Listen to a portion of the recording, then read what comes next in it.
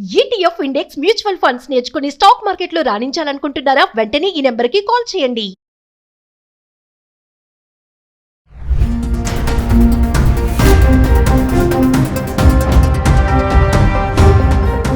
నమస్తే, welcome back to Suman TV. ప్రస్తుతం మనతో పాటు ఉన్నారు అనలిస్ట్ మందడి కృష్ణారెడ్డి గారు. నమస్తే సార్. నమస్తే అమ్మా.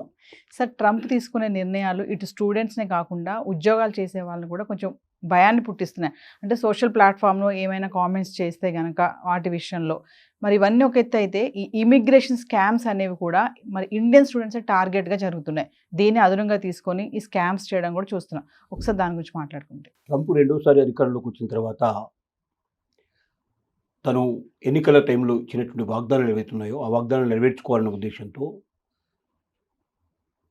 పూర్తి అవగాహన లేకుండా తను ఏం చేస్తున్నాడో తనకి తెలియకుండా కూడా ఒక్కొక్కసారి రాత్రి అనుకున్నది పొద్దున అమలు చేసే ప్రయత్నం చేస్తూ ఉన్నాడు.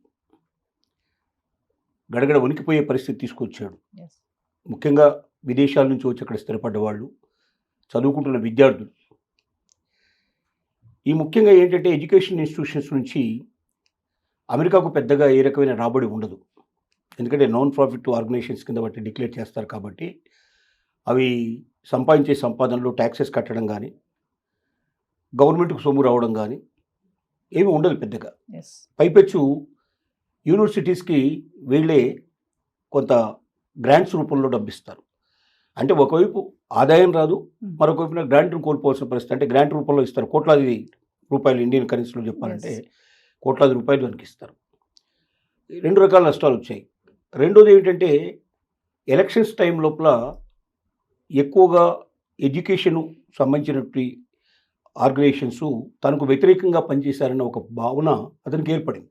దానివల్ల కూడా ఒక రకంగా వాటి మీద ఒక కోపం అలాంటివి తీర్చుకునే ప్రయత్నం చేస్తున్నాడు. దానికి తోడుగా ఎంప్లాయీస్ కూడా, గ్రీన్ కార్డ్ హోల్డర్స్ కూడా ఎప్పుడు వాళ్ళ గ్రీన్ కార్డు క్యాన్సిల్ అయిపోతుందో, ఎప్పుడు ఆ దేశం నుంచి బయటకు వెళ్లాల్సి వస్తుందో తెలియకుండా ఒకటే ఒక లక్ష్యంతో పనిచేస్తున్నాడు. ఏంటంటే ఏ వ్యక్తి అమెరికాలో అడుగు పెడతాడో ఆ వ్యక్తి వల్ల ఈ అమెరికాకి ఏదైనా ప్రయోజనం ఉందా, ఆ వ్యక్తి డబ్బు రూపంలో బయట దేశం నుంచి తీసుకొచ్చి ఇక్కడ పెట్టుబడి పెడతాడా, దానివల్ల ఇక్కడ ఏమైనా ట్యాక్సెస్ పెరిగే అవకాశాలు ఉన్నాయా, దానివల్ల ఏదైనా అమెరికా ఇంకా స్థిరపడడానికి, అప్పుల బారి నుంచి బయటపడడానికి అవకాశం ఉందా.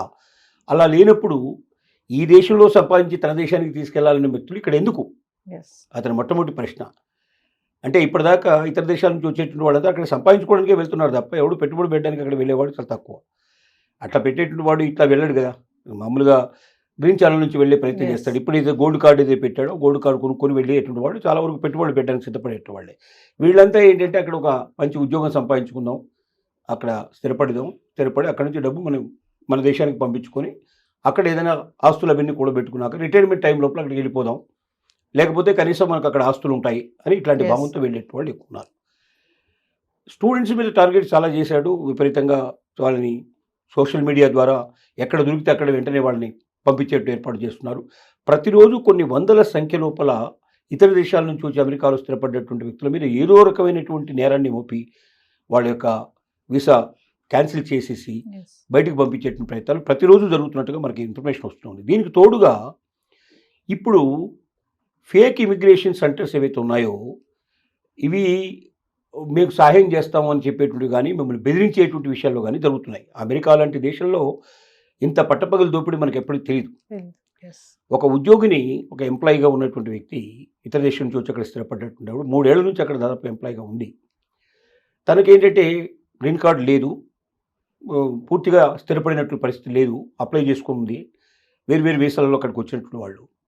తనకు సడన్గా ఒక ఫోన్ కాల్ వచ్చింది. ఆ ఫోన్ కాల్ లోపల నీ డిపోర్ట్ మీద నేను బయటికి పంపించేటువంటి ప్రయత్నాలు జరుగుతూ ఉన్నాయి, నీ సరైనటువంటి పద్ధతులు లేదు, నువ్వు దాంట్లోంచి తప్పించుకోవాలంటే, నీకు ఏ శిక్ష పడకుండా నువ్వు అమెరికాలోనే ఉండాలి అంటే మేము చెప్పినట్టుగా నువ్వు చేయాలి. దానికి తోడు మీరు కావాలంటే మీరు మా యొక్క వెబ్సైట్ తనిఖీ చేసుకోవచ్చు, దాంట్లోంచి నేను పంపిస్తున్న నెంబర్ ఏదైతే ఏ నెంబర్ నుంచో మాట్లాడుతున్న నెంబర్ కూడా దాంట్లో ఉంటుంది, తనిఖీ చేసుకోండి. ఆ నెంబర్ నుంచి నేను మాట్లాడుతున్నాను. మీరు ఇమీడియట్గా ఒక $5,000 అంటే సుమారుగా 4 లక్షల రూపాయలు ఇండియన్ కరెన్సీలో చెప్పాలంటే ఈ డబ్బుని గిఫ్ట్ కార్డు రూపం లోపల మీరు తీసుకొని దాని యొక్క నెంబరు, ఆ గిఫ్ట్ కార్డు నెంబర్ ఉంటుంది, ఆ నెంబర్ అక్కడ డిస్క్లోజ్ చేసినట్టయితే ఆటోమేటిక్గా డబ్బులు వాళ్ళ అకౌంట్లో క్రెడిట్ అయిపోతాయి. సో ఈ నెంబర్లు మీరు తెలియజేయండి. తెలియజేసినట్టయితే మీకు ఇబ్బంది లేకుండా మేము మిమ్మల్ని క్లియర్ చేస్తాం. మీకు తర్వాత మా పోలీస్ అధికారులు వస్తారు, కాబట్టి వాడితో మీరు వచ్చినప్పుడు కూడా మీరు ఈ విషయం గురించి మీరు మాట్లాడొచ్చు. ఆటోమేటిక్గా మీకు సమస్య లేకుండా పోతుంది. లేకపోతే మీరు తొందరలోనే అమెరికా వదిలిపెట్టి వెళ్ళిపోవాల్సిన పరిస్థితి ఏర్పడుతుంది. వాడికి బెదిరింపు కాల్సి వచ్చింది. ఎస్.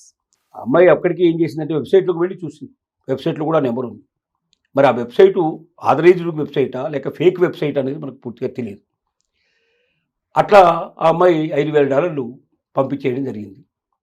తర్వాత తెలుసుకుంటే ఏంటంటే అది ఫేక్ ఆర్గనైజేషను అని బయటపడింది.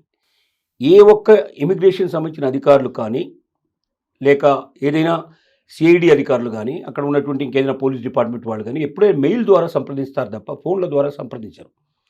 మెయిల్ ఆథరైజ్డ్గా మెయిల్ ఎక్కడి నుంచి వస్తుందంటే ఆ యొక్క గవర్నమెంట్కి సంబంధించినటువంటి ఆథరైజ్డ్ మెయిల్ నుంచి వస్తుంది. ఎస్. అది వేరే వాళ్ళు ఎవరు కూడా దాన్ని డూప్లికేట్ చేయడానికి అవకాశాలు ఉండవు. కాబట్టి అలాంటి మెయిల్ వచ్చినప్పుడు మాత్రమే నమ్మకంగా దాన్ని ఫాలో అవ్వాల్సింది తప్ప ఇలాంటి ఫేక్ కాల్స్కు ఎట్టి పరిస్థితుల్లో ఎవరు కూడా స్పందించకూడదు. ఎస్. మనం చెప్పగలిగేది కూడా మన భారతీయ విద్యార్థులకు కానీ లేకపోతే మన దేశం నుంచి వెళ్ళి అక్కడ స్థిరపడ్డ వాళ్ళు కానీ ఎట్టి పరిస్థితుల లోపల మీరు ఇలాంటి ఫేక్ ఆర్గనైజేషన్స్ మీకు ఫోన్ చేసినా మీరు భయపడాల్సిన అవసరం, వెంటనే మీరు పోలీస్ డిపార్ట్మెంట్కి ఇన్ఫర్మేషన్ ఇవ్వాల్సి ఉంటుంది. తద్వారా మీరు దీంట్లోంచి తప్పించుకునే అవకాశం ఉంది. లేకపోతే రెంట్కి చెందిన రివార్డ్ అయిపోయే పరిస్థితులు ఏర్పడతాయి. ఎస్. దీన్ని దృష్టిలో పెట్టుకోమని చెప్తున్నాం. అంటే ఇలాంటి మోసాలు కూడా అమెరికాలో బాగా పెరిగాయి. ఇది ముఖ్యంగా భారతదేశం నుంచి వచ్చినటువంటి మన ఇక్కడ నుంచి వెళ్ళిన వ్యక్తుల మీదనే ఎక్కువగా మన స్టూడెంట్స్ కానీ లేకపోతే మన యొక్క కుటుంబాల మీద కానీ ఇండియన్ కుటుంబాల మీద కానీ ఎక్కువగా ప్రయోగించడానికి జరుగుతున్న ప్రయోగాలు.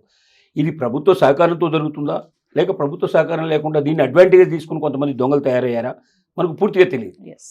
ఎందుకంటే ఇప్పుడు ట్రంప్ వెళ్తున్న విధానమే మనకు వ్యతిరేకంగా వెళ్తున్నాడు కాబట్టి అలాంటి ఫేక్ సంస్థలు కూడా సహకారం అందించి తద్వారా కూడా దోపిడీ చేసేందుకు ప్రయత్నాలు జరుగుతున్నాయి అనేది కూడా డౌట్ పడే పరిస్థితి ఏర్పడింది. ఎస్. ఏది ఏమైనప్పటికీ ఇండియన్స్ చాలా జాగ్రత్తగా ఉండాలి. మన స్టూడెంట్స్ జాగ్రత్తగా ఉండాలి.